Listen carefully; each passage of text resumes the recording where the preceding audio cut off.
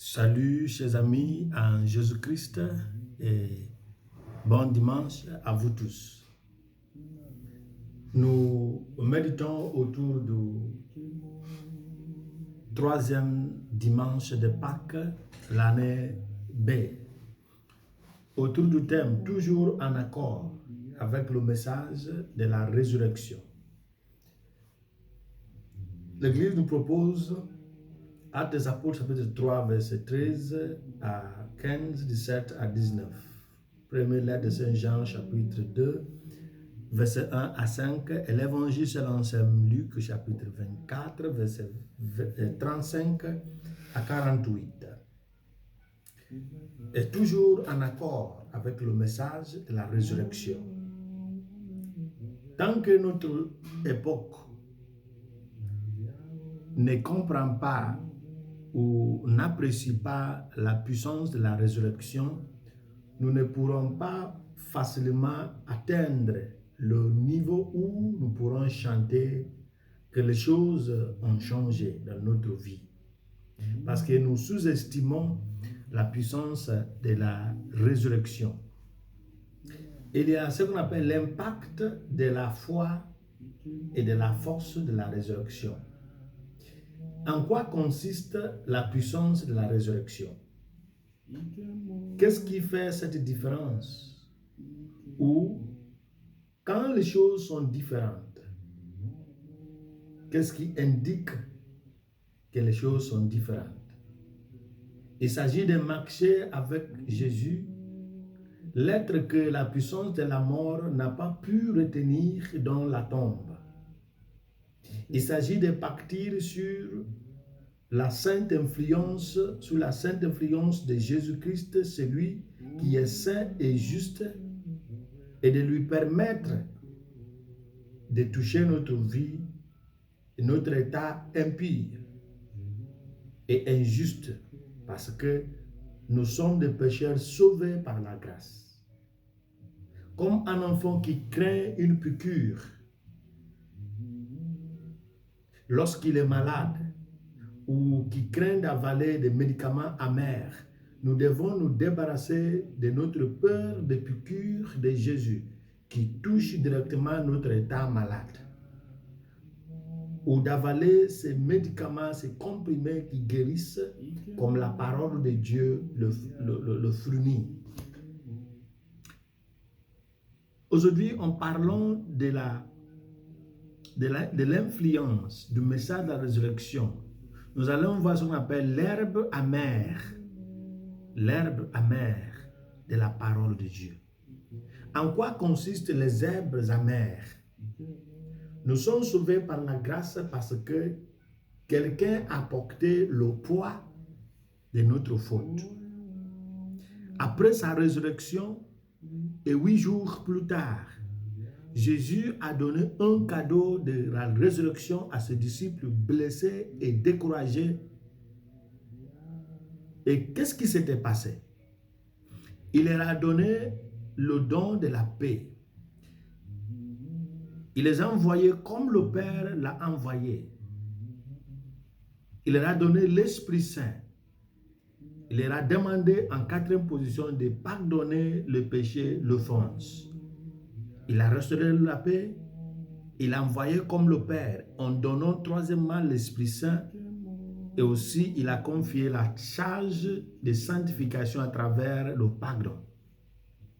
Puisque les offenses doivent toujours venir, nous devons nécessairement avoir la paix intérieure et l'Esprit Saint avant de pouvoir pardonner. Cela fait partie du goût amer des comprimés amers qui guérissent notre maladie. Aujourd'hui, nous voyons clairement Pierre qui auparavant avait voulu recourir à la violence au moment de l'arrestation de Jésus dans le jardin de Kédron ou de Gethsémane, mais qui maintenant, avec le don de la paix de l'Esprit Saint, selon notre deuxième lecture, est maintenant capable de parler calmement du pardon aux Juifs, auxquels il s'adresse comme ayant agi par ignorance, tout comme leur chef. Dans le pardon, nous considérons nos bourreaux comme les gens qui ont agi par ignorance. Parce que nous rencontrons une expérience, nous vivons une expérience qui est au-dessus et qui dépasse leur oppression. Lorsque nous créons dans notre cœur un espace d'accueil, un lieu qui accueille, qui engendre, pour croire au repentir, à la conversion des autres, le pardon devient un chemin nécessaire à emprunter. Parce que nous avons fait une réservation spéciale pour accueillir. Et si nous acceptons qu'ils ont agi par ignorance, comme la charité, le pardon doit aussi commencer chez soi. Saint Jean et Saint Luc, les évangélistes, présentent un message post-résurrection parfait par l'insistance de Jésus sur la question du pardon, comme point central de la puissance de la résurrection. Luc rapporte, et je cite, « Ainsi il est écrit que le Christ devait souffrir et le troisième jour ressusciter des morts et que la repentance ou la conversion et le pardon des péchés devaient être prêchés en son nom à d'autres, à toutes les nations, à commencer par Jérusalem. » Notez que ce message de pardon est destiné à toutes les nations, mais qu'il doit commencer à partir de Jérusalem. Mais on doit se poser la question à savoir pourquoi est-il nécessaire que le message de la réconciliation, du pardon commence à Jérusalem. Permettez-moi de dire qu'il est facile de pardonner à ceux qui nous sont loin. Parce qu'on sait que peut-être ils n'auront pas d'autres occasions de nous blesser davantage. Jérusalem, la ville sainte,